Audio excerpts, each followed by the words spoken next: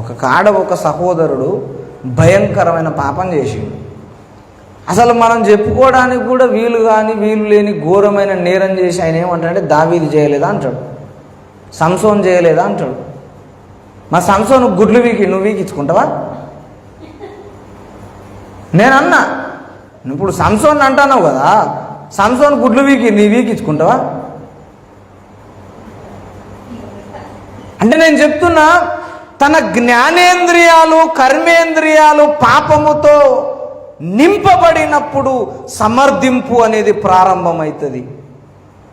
నువ్వు దేవుని దగ్గర సమర్థించుకోవడం మానేయాలి. సమర్థింపు నీ జీవితంలోనికి వచ్చిందంటే నువ్వు భ్రష్టుని అయిపోయినట్టు నేను చెప్తున్నా.